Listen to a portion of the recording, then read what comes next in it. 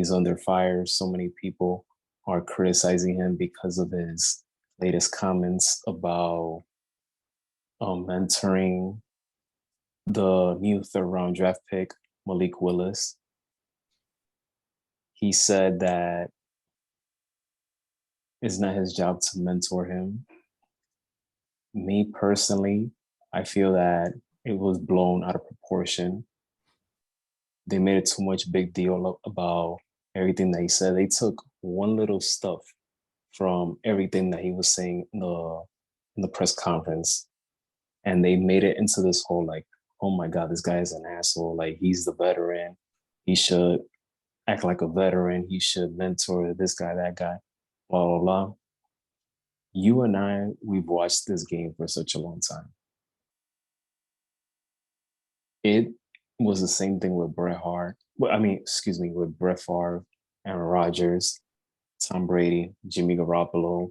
We've seen this time and time again, where a starter, whether he's solid, good, great, see another young hot shot coming into the franchise, willing to take their spot. We've seen this time and time again. And I feel that what all of them have in common is, if this young man is willing to learn from me, then great. But at the same time, I'm gonna keep my foot on the gas and try to win this job or keep my job. Also, Mike Tannehill, correct me if I'm wrong, he did say that he texted him, congratulating him. And in the press conference, he also said that if he's willing to learn from me, then great. But again, it's not his job to mentor him. I don't feel that he meant it in a malicious way. I just feel that this is a way of saying, I'm happy that he's here, but I still have a job to keep. I got to do my part. And then you have guys like Kurt Warner, Ryan Clark, the list just goes on and on, that they took this comment and they just ran with it. What do you have to say on the subject? Yeah, I think I agree. It's not his job to mentor the younger quarterback, but I also think that maybe it's a little too much is being made of the fact that they drafted a quarterback in the third round. This is a third round draft, not a first round pick. So I mean, it's not like Ryan Tannehill has a top pick breathing over his shoulder. I mean, we're talking about Malik Willis. I think he's decent, but he was picked in the third round, and I think that maybe we're jumping the gun a little bit, thinking that maybe there's going to be a transition from Ryan Tannehill to Malik Willis. It may be a little early to start making that assumption, but at the same time, he's having to answer those questions, and he's put under the gun.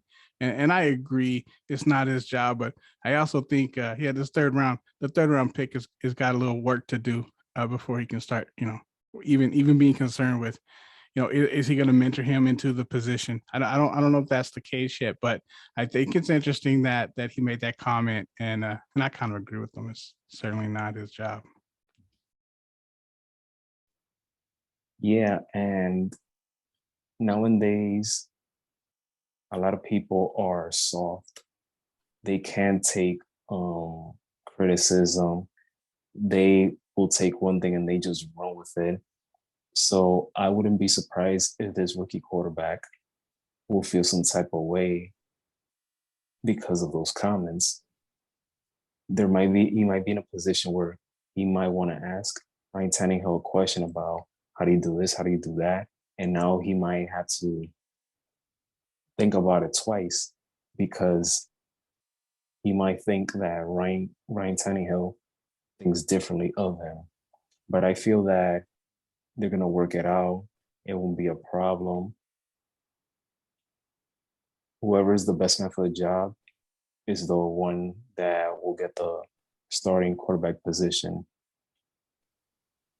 Ryan Tannehill, he's had a rough offseason. The times we're the number one seed, they lost in the divisional round against Cincinnati Bengals. And he had mentioned that he was in a dark place. to the point where he had to go see therapy. So we had this whole thing about mental health. As you know, mental health is very serious.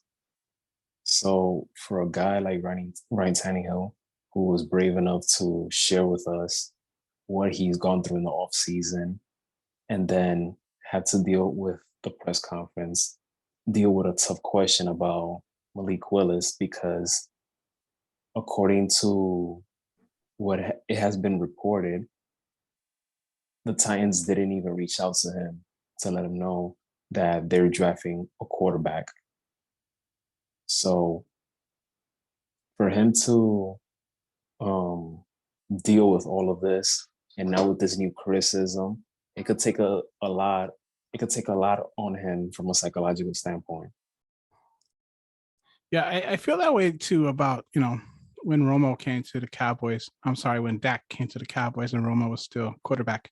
It was the same kind of thing. You didn't see Romo over there, mentoring Dak Prescott. You really didn't. He was over in another part of the field, and Dak was over there. Dak was a fourth round pick, and once again, no, I don't think anyone expected Dak to just come in and take Tony Romo's job. That really wasn't the idea. Tony had been getting hurt, and Jerry wanted kind of a little safety net, not a potential pick that was going to take over the new guy's spot. The Romo's spot, the new guy. But that's exactly what happened. Romo got hurt. Dak came in, had a great year, and Romo had to step down. But that's going to happen again and again and again. Drew Bledsoe and Tom Brady situation. There's going to be younger players that's looking to take the jobs of the older players, and so that's the risk they run.